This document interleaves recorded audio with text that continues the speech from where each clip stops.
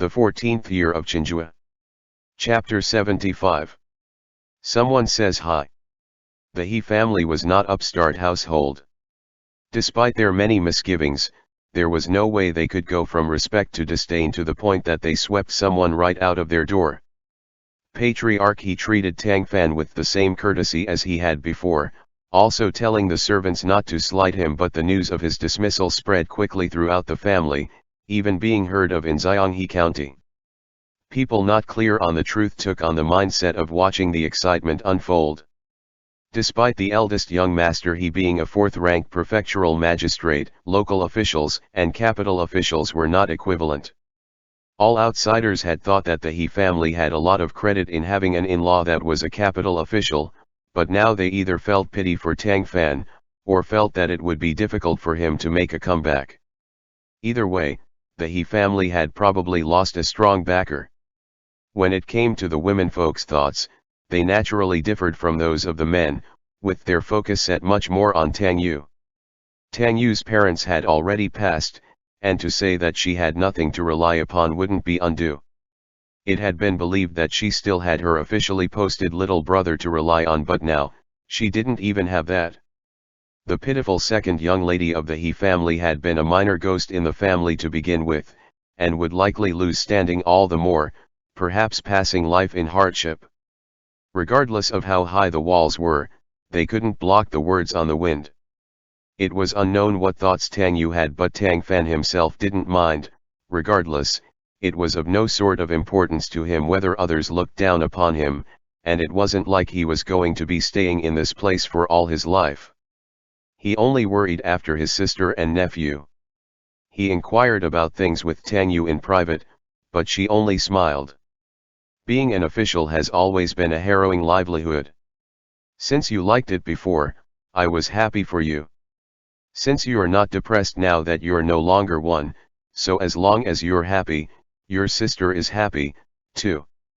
As for the gossip of others, have I not heard no lack of that over these past years? If I cared about it for no reason, I would have never been able to even live my life properly. Don't you worry. In Tang Fan's mind, there was no better big sister in this world than Tang Yu. As she had said as much, he didn't ask further, only having Yanli and Qian San'er quietly probe around. On account of the fact that he didn't have a deep understanding of the He family at all, and thus had no idea which people needed further attention and which could be skipped, he gave the gifts he had brought from the capital to his sister, giving her full power over them. He stayed in the bamboo courtyard that the He family had prepared for him, reminiscing on old times with her and bringing little He Cheng out to play every day, living the good life. Despite Patriarch He's order making the servants dare not overlook him, the male heads of each family branch were still somewhat affected. The most obvious sign of that was that when Tang Fan had just arrived, they were all exceedingly enthusiastic. He Xian in particular had grabbed his hand and called him Runking over and over again, yet after his dismissal had become known, the other had rarely set foot inside the bamboo courtyard. Whenever Tang Fan ran into him outside, he would invite him in for a chat, and even though the other would be warm and cordial, he would also reject him any way he could. Still, that was just human nature. Many in this world didn't hesitate to play nice when the weather was good, but few would be able to send firewood when it snowed. Tang Fan naturally would not request such a high standard of the He family, as big families were always about saving face. The previous generation had a deep friendship, but that was a thing of the past. Only towards the He patriarch did he still have much respect.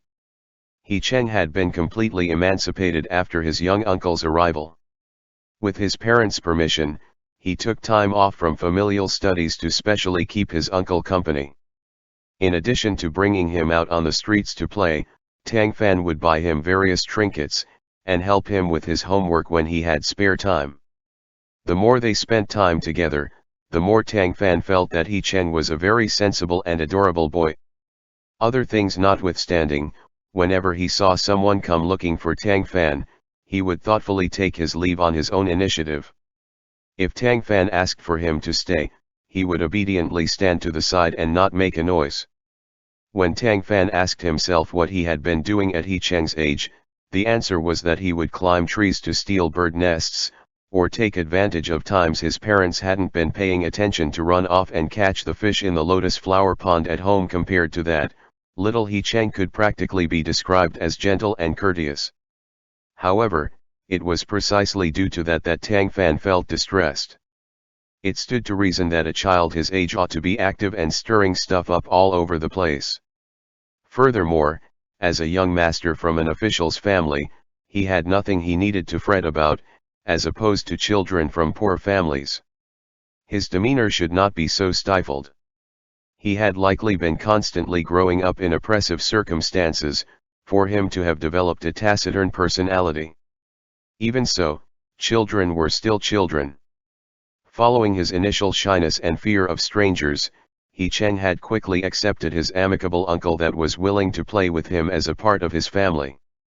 The amount of time he spent smiling also increased, the shadow of being somewhat like his peers gradually appearing on him. On this day, Tang Fan was teaching him how to write some characters when a maidservant came to report that Yanli and Qian San'er were asking for him outside.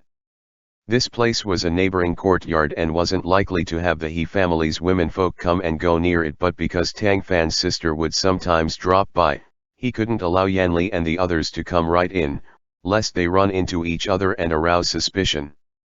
He Cheng, who had just finished writing one character, raised his head and looked over. Tang Fan pet his hair. "Go on out and play for a bit." The boy nodded sensibly, said that he was taking his leave, then left with the maid. Not long after, Yanli and Qian San'er came in and sat down separately after bowing. "Have you had results?" Tang Fan asked. That question came out of nowhere, but the others knew what he was asking after. Qian San'er looked at Yanli, seeing that he had no intention of speaking, he went for it. This lowly one asked around. "The second young lady doesn't appear to be having too good of a time in this family." Tang Fan's hand that was lifting the lid of his cup slightly paused. "How so?" "I heard that amongst the three He sons, the eldest, He Yi, has the most promising future, and the most favored is not the second but the third, He Xian. Though the eldest is a posted official elsewhere and can come home only a few times a year, He Xian has now passed the provincial exam as well, and he's been called young, capable, and one that brings glory to his ancestors. In contrast, the second young master is a bit unremarkable." Tang Fan nodded, sighing. "Not only is he unremarkable, but with how arrogant he is, he likely can't stand being under his brother's halos, right?" "Right." Reportedly, the second young master previously planned to get a separate household, only to get severely reprimanded by the patriarch and never bring it up again. "What about my sister?" Qian San'er shot a timid glance at him. The He servants said. "Yanli kicked him." "Don't play coy, just say it." Qian San'er cried out in alarm, forced to explain quickly. "They said that since the second young lady's husband is a failure and she doesn't have a birth family to rely on, her days haven't passed easy. The He family are so busy with social events, it's inevitable that she frequently has to interact with all those women and officials, while the spending money the family gives is limited. The eldest young lady of the He family isn't in this county, while the third young lady is being supported by her birth family, leaving only the second young lady that can't get money for these expenses. She had no choice but to have her maid go pawn pieces of her dowry every couple of days." Tang Fan's brow creased deeply. "If she's in such a predicament, why wouldn't she tell me?" Qian San'er put on a show of sighing. "Sir, this lowly one has always admired your strategic wisdom, but you don't get what goes on between the women of rich families at all." "Strategic wisdom? Don't randomly use phrases you don't understand, or claim that you understand women that well," Tang Fan scolded him with a smile. The other laughed. "I used to travel all over the place to do shameful thievery, so I naturally heard about a lot of things that happen in inner courtyards, unlike you that does important things." "Saying even more nonsense, are you?" Yanli said with disdain. Qian San'er frowned, miffed but didn't dare to say as much. Think about it. Cosmetics need money to be bought. When it comes to interacting with women, when they treat you to a banquet of chrysanthemums, won't you need to repay them by inviting them to a banquet of peonies? Also, other people getting married or their children making the 1-month mark are all things that require niceties. Even if the people don't show, the ceremony still has to commence. Average people are like that, too, so the He family are even more meticulous about it than them. Tang Fan nodded. Before she married off, my sister often had to deal with her friends in the inner chambers and it did cost a considerable amount. Furthermore, I heard that studying in the clan doesn't cost money, but as a young master born of a He's proper wife, the remuneration for the tutor, brushes, and ink cannot be cheap. There's the second young lord himself, too. Even though he's only a county honorate, he still has a group of friends he needs to treat, and that all requires money. The money that the He family give can only meet their daily necessities, at best, so these extra expenditures need to be provided by them. The third young lady's birth family is wealthy in this county, while the third young master receives favor from the parents, so the old madam certainly gives them no lack of supplemental income. People like the second young master and lady can only make their own way. Tang Fan had not expected him to have asked about so meticulously. Had you not said as much, I genuinely wouldn't have picked up on all that, he praised. As that's so, my sister and brother-in-law really are struggling financially. Aren't they? If the second young master passed the provincial exam, life would be much better for him, but he hasn't passed it for all these years. Every year, the coin spent on buying books, on brushes and ink, is a lot. Why was there such a clear distinction between provincial and county honorate? If He Lin passed the provincial exam, he would grasp the qualifications to become an official, and it wouldn't even matter if he failed the palace exams. With the He family's connections, it wouldn't be a huge problem to pass him through a key one and get him the cap of a head magistrate or county deputy. In that way, He Lin would basically be stepping into officialdom, as even if he went to an impoverished county, he would still get a lot of under-the-counter income, which would be an improvement over Tang Fan's 5th-rank capital post in a Clearwater bureau. He would also be able to support his wife and children, then. The problem here was that he had never been able to pass, remaining as a county honorate. Those could still act as teachers or tutors, but he was a young master of the He family. How could he go out and toss away the He family's face like such? That was tantamount to him completely wasting over 10 years' worth of effort, only able to rely upon the He family's living expenses and his wife's dowry to pass his days.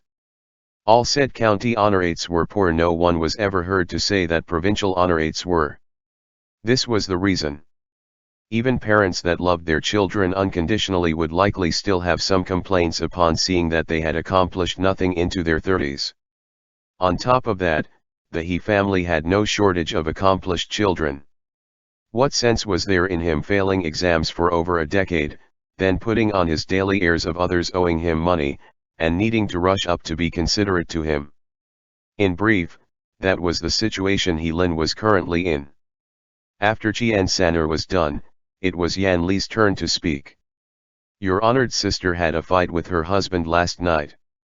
So, this one had hid out in a corner to eavesdrop on a married couple. Was it over me? Tang Fan asked. The other nodded, then shook his head. At first, yes, but not later on. What did they say? It started with your brother-in-law saying that since you had such a hard time coming here, that she should persuade you to stay a bit longer. It seems like even though he's repeatedly failed the exams and is a tiny bit resentful, he still has a good temper. What did he start arguing about? Tang Fan wondered. He said that after the whole family learned of your dismissal, they're all high-strung, especially his third brother, who's certainly worried that this will damage his exam next year. What makes his family unhappy, makes him happy. He had apparently thought too highly of him. Your sister said that patriarchy isn't like that and that he should get along better with his elders so that it wouldn't be so hard for them to maneuver around like this. He said that he just wanted to make trouble with them because that was the only way the patriarch would agree to a separation of homes.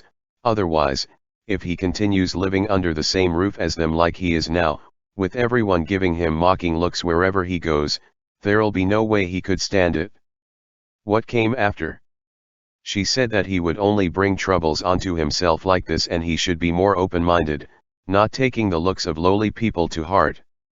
The amount of gray-haired men that go to take the exams are too many to count, and he's only 34, so he has plenty of time. Tang Fan nodded. With how considerate she is, he should have listened to her. Yanli looked powerless. Well, he actually got angry, saying that she was hexing him to not be able to pass the exams until he's 80. Tang Fan felt like a feather getting messed up in the wind. He then heard about your sister pawning her dowry again and said that she was deliberately embarrassing him. He also asked whether she had complained to you or not. She said no, but he didn't believe her, and the two had a huge row. She later ended up crying as she left.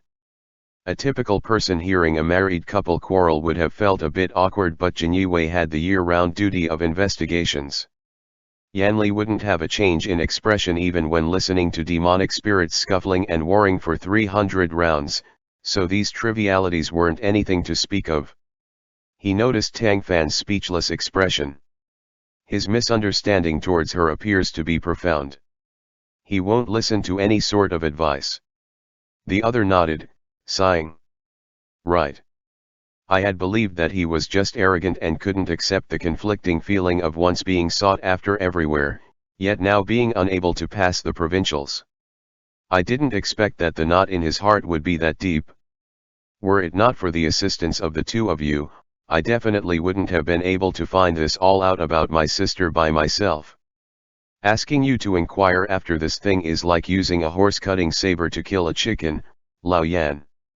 Yanli laughed. It's fine, I'm not doing anything, anyways. What are your plans, though, young master? It looks like your sister really isn't living well at the He family. If she was still by herself right now, this would have been easy. I would have found a way to get her a separation no matter what, then get her a better family to marry into. There are plenty of women that remarry in the Great Ming, and do so well. There would be no way that I would let her suffer grievances. That's difficult to do now, though. Separation requires both parties to be willing before it can happen, but even if my brother-in-law consents, my nephew exists, and my sister definitely wouldn't be willing to leave Xianghe behind to leave with me. This has to be discussed in the long term. Everything will have to follow my sister's wishes. If she isn't willing, no one can force her, not even me. This was what they called every family having its quarrels, and good officials being powerless at handling family matters. Yanli and Qian Saner both felt distress, the latter even sighing. Isn't that just it? Women fear marrying off to the wrong man, especially for this large family that has so many rules. Violate one and the gossip comes. How very difficult. No matter how he looked at him, Yanli felt that this guy needed to get beat, kicking him again. Act less. A shifty-eyed guy like you talking like some wealthy lady is gross to look at. Qian Saner nimbly avoided him, chuckling afterwards. You don't know yet, sir, but Lao Yan has a sweetheart that is a wealthy lady. Tang Fan had been worrying over how to help his sister. Upon hearing what Qian Saner said, he couldn't help but be surprised. Who have you taken a fancy to? Yanli was slightly awkward, but Qian Saner was quick to speak. The 8th Miss of the He family. Tang Fan recalled that the 8th Miss was his brother-in-law's little sister, but she was concubine-born. Is what Saner said true, Lao Yan? Yanli typically appeared to be forthright, but this time around, he became bashful. I only accidentally ran into her once, when I was going around getting information for you. The other smiled. I'll help you ask about her, later. If you fancied a wife-born daughter, I would probably be helpless, but I generally have some say in concubine-born ones. If she's not yet engaged and if the patriarch agrees, Your status would be a good match for her. The He family are a family of learned scholars. Yanli hesitated, while I'm a martial artist. Don't worry. I'll look for a chance to survey his feelings on it, Tang Fan consoled him. Then, many thanks, young master. Yanli answered, ecstatic. Having learned his sister's exact circumstances, Tang Fan privately found an opportunity to have a long talk with her, telling her that she shouldn't just bear with it all. No matter what, he would stand by her side and help her with things. Yanli, listening in on her from a corner, ultimately failed the rules of honor, so he couldn't exactly tell her that he had sent someone to eavesdrop on her fighting with her husband, else she'd lose face. He could only express his support in a roundabout way over and over again.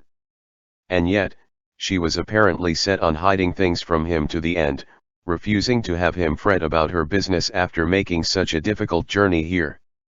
To be further blunt, this was considered a private affair of the He family, and according to law, as long as He Lin didn't beat his wife or try to replace her with a concubine, Tang Fan had no right to intervene. As of right now, none of the He family were treating him badly, with He Lin acting even more normal in his presence. For the time being, there was no justification for him to go asking around. These years living with the He family, the surrounding environment, and the bondage of He Cheng had been enough to make Tang Yu turn from a lively and magnanimous maiden to a woman that could silently bear with things for the sake of her son, adapting to the pace of life in the He estate. Despite Tang Fan's vast wisdom, his hands were tied in the face of such a situation, so he could only hang around for longer and keep watch on it. On this day, a rich merchant of Xianghe, Wei Sulhe, threw a banquet at the Wei household, and had invited all the gentry of the county over to partake in his son's one-month celebration. Wei Sulhe was the father of Lady Wei, He Xian's wife, and also had the county honorate title. Like He Lin, he had failed to pass the provincial exam when he was young, but he did not have He Lin's arrogance. He had realized that if he continued taking exams like so, it would probably just be a waste of his whole life, so he had given up the path of the exams to turn to commerce. The great ancestor had a deep abhorrence for corruption, without any good notions towards merchants, either. He had made a rule that officials fourth rank and higher were prohibited from trading, even putting up policies like the merchant registry. Having a county honorate status had made Wei Sulhe unlike that of a pure merchant, however, and he had utilized that to quickly befriend the gentry of Xianghe County, as well as Shuntian Prefecture. His mind and means were quite sharp, allowing him to accumulate a huge sum of money for over 20 years.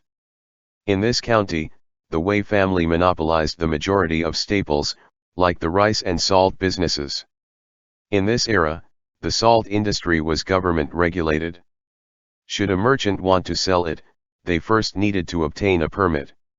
That he was able to run salt shops demonstrated that he had extraordinary interpersonal connections, and that Lady Wei, his daughter of a county honorate background, had been able to marry into the He family precisely because of that reason. Thus, with her birth family's solid financial backing, Lady Wei didn't need to rely on the He family in day-to-day life like Tang Yu did. In addition to his eldest daughter, Lady Wei, who had been born of his legal wife, Wei Sulhe also had 4 younger daughters, all of who had been born of concubines. The Wei family was beyond rich, yet had never received a son, which had vexed him. Following the passing of his legal wife, he had taken in Lady Chai, but she had not given him an heir, either. That had left him with no choice but to accept several concubines, one after the other, only to still unfortunately have nothing but girls be born to him. After managing to have this one son, the Wei family naturally viewed him as a gem, resulting in them having not hesitated to throw a big party for his one-month milestone, inviting a vast range of guests to celebrate over him. As could be imagined, in such an environment, the young master of the Wei family was the recipient of a myriad of doting. Everyone here was a relative, and the He family certainly wanted to grant face to the Wei's youngest's one-month celebration. Even Patriarch He attended in person. Wei Sulhe, one to handle things thoroughly, knew that Tang Fan was now staying at the He family, so he also sent an invitation to him, which led to Tang Fan coming over with his sister and her husband. Even though he had no official's post now, he still was one and could not be slighted like he was a common citizen. As a result, the instant he arrived at the Wei family home, he was invited to the head table, ranking higher than He Xian. At this table with the head of household, Wei Sulhe, there was Patriarch He, Magistrate Wang, County Deputy Lin, Registrar Wang, and so on, as well as other such officials and gentry of Xianghe. Tang Fan's seat was ranked fourth, right after Magistrate Wang. It could be seen from that Wei Sulhe had made some mental calculations. He Xian was also seated at the head table, as he was Wei Sulhe's son-in-law. He Lin was placed at the third-ranked table, which was for Wei Sulhe's friends in the industry. Reasonably, there was no issue with that setup, but He Lin still felt that Wei Sulhe was looking down on him, to have placed him alongside businessmen. As for Tang Yu and the other women, they had naturally separated from them the moment they had come in to go to a separate table for women, not staying with the male guests. At the start of the feast, when everything was warm and harmonious, Wei Sulhe said a round of gratitudes. Since it was his son's celebration, he carried him out and showed him off to the guests, whereupon everyone accommodatingly said some luck-bringing words to him, wishing for the child to grow up safe and sound, then toasted each other and got down with the food and pleasantries. As the richest people in Xianghe, the Wei family's offered dishes had been painstakingly made, not a bit inferior to the big restaurants of the capital. Most of them were Jiangnan cuisine too, which was quite up to Tang Fan's tastes. He, of course, was not overly polite, though he ate slowly. He had sampled almost all of the delicacies set before his eyes. Contrasted with the others that were preoccupied with courtesies, food lover like him were more welcomed by chefs. Many had already heard of his dismissal. As was natural, there were a lot of people that sought out advantages and shunned problems, like He Xian that wasn't meant to rebuke him or anything, but at the same time, there was no small amount of those that had principles and no fear, like Magistrate Wang.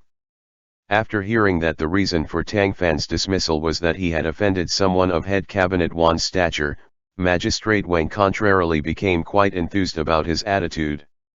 Nowadays, there were hardly any people in society that could stand to even look at Wan An's party. When it came to capital officials and their future roads, most of them elected to remain silent, but officials of other localities didn't have such scruples, Magistrate Wang being one of them. What a shame it was that his official's route had been rife with potholes, as even though he had become a palace honorate 3 years before Tang Fan had, he was still struggling as a 7th-rank magistrate.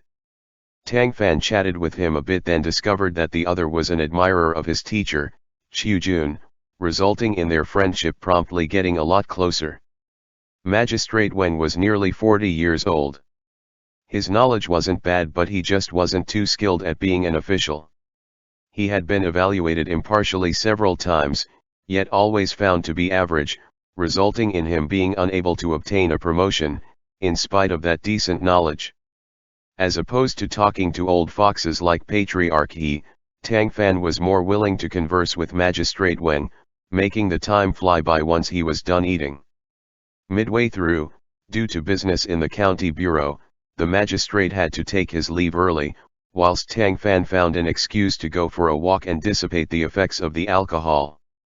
The Wei family had considerately prepared an internal room for guests to take rests in, with a maid attending and a screen partitioning the place from the outside, nevertheless being much more comfortable. In the opinion of Tang Fan, someone who loved quiet, this place was comparatively relaxing to the outside. He rejected the maid's offer of a foot massage, requested a glass of kumquat juice, then reclined in a chair, shutting his eyes in rest. All of a sudden, a voice came from nearby him. The food here is vastly inferior to Xianyuan restaurant. Eating it almost makes this old man want to puke. With that entering his ears, Tang Fan spewed out the juice he had just sipped in his mouth. Turning his head in disbelief, he looked at the man seated next to him. The other was around 30 or 40 with a face full of beard, and wore a lake blue, round-necked outer robe. One glance said that he resembled Wei Sulha's business friends, but from the way he sat and his voice, Tang Fan could only think of one person. He couldn't help but rub his forehead as he sighed. "Why are you here?" The bearded man rolled his eyes. "If you could be here, could I not?" Tang Fan looked at him wordlessly. "Is it that the Wei family have committed some major treason?" he asked in a hushed voice. The man shook his head. "Then what are you doing here? It can't be that you're looking for me, right?" "Well said, I did come to find you. Now let's go." "Go where?" "When we're there, you'll know." "Hold on. I needed to be connected with the He family to get here, and the Wei family sent out invitations. How did you mingle your way in?" The other man laughed coldly and said, "There is nowhere under the sky that I can't get into." "Sure. How about you go jump on the emperor's bed a couple of times and have me take a gander at that, then," Tang Fan said to himself. He wasn't going to continue bickering with the man, though. "Is there something urgent?" "Of course." "Ah, yes." The one who was speaking with Tang Fan was eunuch Xianghe, who he had been separated from for many days. Why was he, who had been doing perfectly fine in the capital, running off to find Tang Fan in Xianghe County? The place wasn't too far from the capital, but Tang Fan definitely wasn't narcissistic enough to think that the other had come to gossip with him because he was bored. The only possibility here was that something had happened in the capital. Meanwhile, Xianghe didn't wait for him to agree or refuse him, getting up and walking out after he was done talking. Tang Fan had no choice but to leave with him, telling Qian San'er afterwards to go inform Patriarch He and Helin that he's had to leave the banquet in a hurry and would return later, so they didn't need to wait for him. What urgent matters could an idler with no post have to leave a party partway through for? He wasn't like Magistrate Wen, who had official work to do. This was quite rude behavior. Even so, he didn't care about what the He family would think right now. He followed Xianghe out of the Wei home, then came to a county inn. From how many interactions he had had with the Western Depot, he could make out that around the inn, inside and out, were disguised depot wardens on lookout. Those unconcerned were barred from entry, as well as exit. In all likelihood, Xianghe had rushed over here, which truly wasn't good to make public. The two headed straight for a guest room on the second floor. Once the door was shut, Xianghe ripped off his fake beard, finally resuming his original appearance. He looked rather impatient. "Sticking this piece of crap to your face is really goddamn uncomfortable. It looked awkward to me, too. It's good that you've taken it off." Xianghe narrowed his eyes at him. "Are you mocking me?" It really was embarrassing." "Did you even see yourself?" Tang Fan thought, but only in thought, as he felt that a well-bred person like himself shouldn't be fighting over things that didn't matter at all with eunuch Wang. "What is actually going on that you had to specifically disguise yourself to come and find me?" "Something happened on the Crown Prince's end." End chapter.